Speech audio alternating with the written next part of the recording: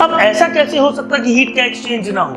कुछ ना कुछ हीट का एक्सचेंज तो होता ही रहेगा। तो जुबां खामोश है तो नजर भी बात करती है। पॉइजन ने एक लॉ दिया, ये साइंटिस्ट का नाम है, दुर्भाग्य से उनका नाम पॉइजन है। Poisson's law.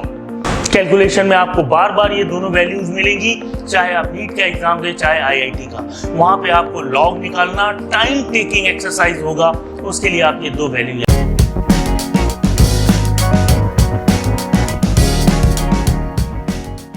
नमस्कार दोस्तों, मैं पीयूष श्रीवास्तव स्वागत करता हूं आपका अपने चैनल फिजिक्स बाय पीयूष। इस चैनल में एक खासियत है, हर बार बताता हूं फिर बताऊंगा, इस पे मैं हूं और मैं आपको और कहीं नहीं मिलूंगा, यहां मिलूंगा, ठीक है ना। तो अगर आपको फिजिक्स के जो भी कंसेप्ट हैं वो टॉपिक वाइज पढ़ने हैं तो आप मेरे साथ जुड़ जाइए और मजा करिए। फिजिक्स में मजा आता है। जिस तरह से आज हम लोग टॉपिक पढ़ेंगे एडियाबेटिक प्रोसेस। आज का हमारा टॉपिक है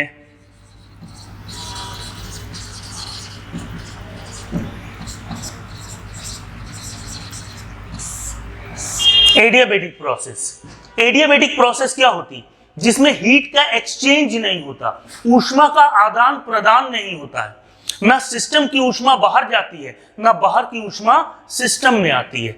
no exchange of heat, no exchange of heat with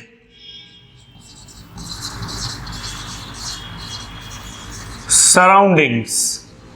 surroundings के साथ हीट का कोई एक्सचेंज नहीं होता, ठीक। तो हीट का एक्सचेंज नहीं होगा तो Q जीरो हो गया।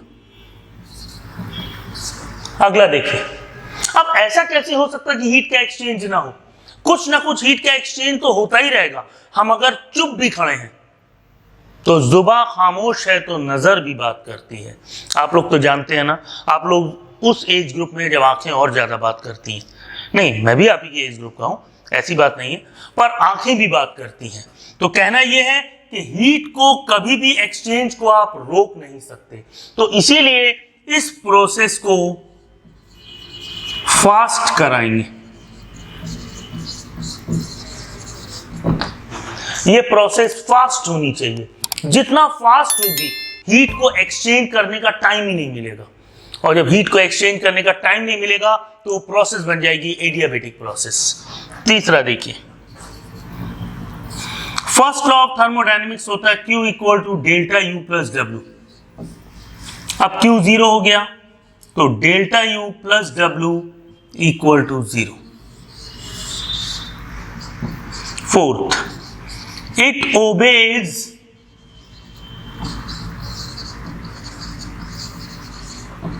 Poisons law. पॉइजन ने एक लॉ दिया, ये साइंटिस्ट का नाम है, दुर्भाग्य से उनका नाम पॉइजन है। Poisson's law. अब पॉइजन ने लॉ ये दिया है कि PV to the power gamma equal to constant. मेरे बच्चों, ये R नहीं है, ये गामा है। गामा मैं आपको बता चुका हूं CP अपॉन CV है, रेशियो ऑफ स्पेसिफिक हीट। तो यहां से पहला फॉर्मूला निकला P1 V1 की power gamma equal to P2 V2 to the power gamma. इसी से दूसरा फॉर्मूला बना T1 V1 की power gamma minus 1 equal to T2 V2 to the power gamma minus 1। फिर बता रहा हूं, ये R नहीं है, ये गामा है। गामा होता CP अपॉन CV। तीन तरह के गैसेस के लिए इसकी तीन वैल्यूज होती हैं। मोनो एटॉमिक गैसेस के लिए इसकी वैल्यू 1.67, डायटॉमिक गैसेस के लिए गामा की वैल्यू 1.4 और पॉली एटॉमिक गैसेस के लिए गामा की वैल्यू 1.33 होती है, ठीक।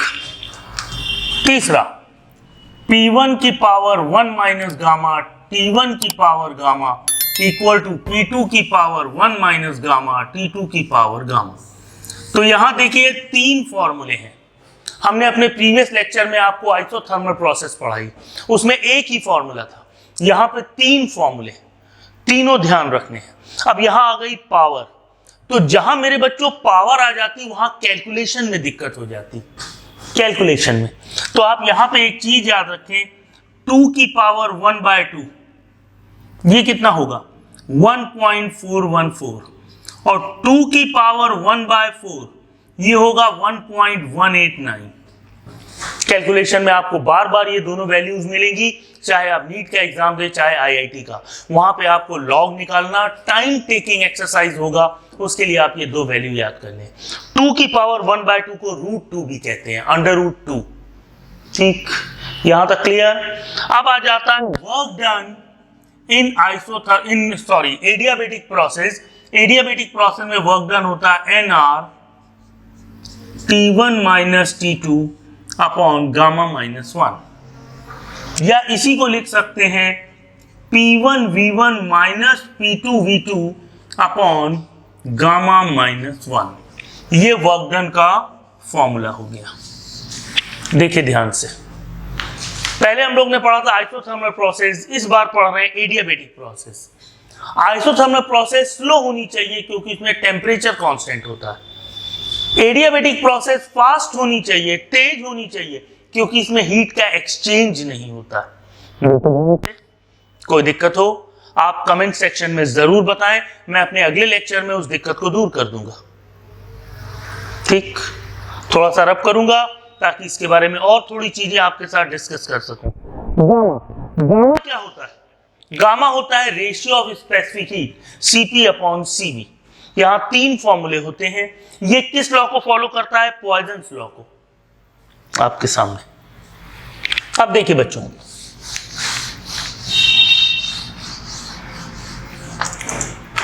आप ये कहेंगे कि पढ़ा तो रहे थे आप एडियाबेटिक, बताने लगे आइसोथर्मल, क्यों? क्योंकि दोनों प्रोसेस के बीच में एक रिलेशन होता है, उस रिलेशन को समझाना है। अगर हम इनका पीवी आइसोथर्म देखें, पीवी आइसोथर्म का मतलब होता है पीवी ग्राफ। अगर हम इनका पीवी ग्राफ देखें तो 2 तरह के ग्राफ अगर हमें बन के आएंगे, तो जिसका स्लोप ज्यादा होगा वो एडियाबेटिक प्रोसेस को बताएगा, और जिसका स्लोप कम होगा वो आइसोथर्मल प्रोसेस को बताएगा। ये इन दोनों ग्राफ में रिलेशन होता है, और एक रिलेशन होगा कि adiabatic slope equal to gamma times isothermal slope. ये इन दोनों के स्लोप में रिलेशन हो गया। अब आता है एडियाबेटिक इलास्टिसिटी। कोई भी प्रोसेस कितनी देर तक अपने एडियाबेटिक नेचर को होल्ड कर सकता है, तो उसको कहते हैं एडियाबेटिक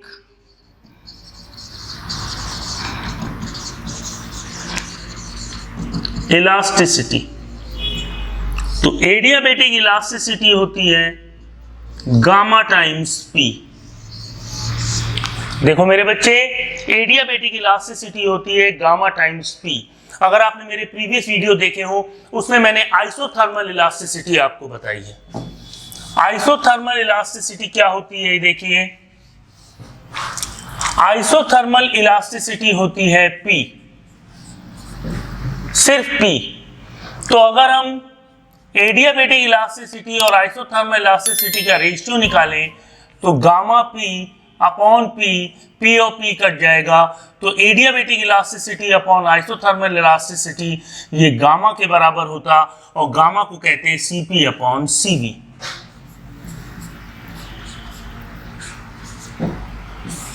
ये आइसोथर्मल इलास्टिसिटी थी, एडियाबेटिक इलास्टिसिटी ये है।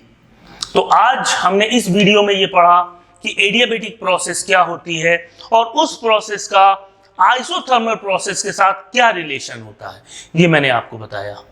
इस वीडियो के लिए इतना ही। अगले लेक्चर में फिर आपसे मिलता हूं कोई नया टॉपिक लेके। तब तक के लिए थैंक यू, शुभ रात्रि।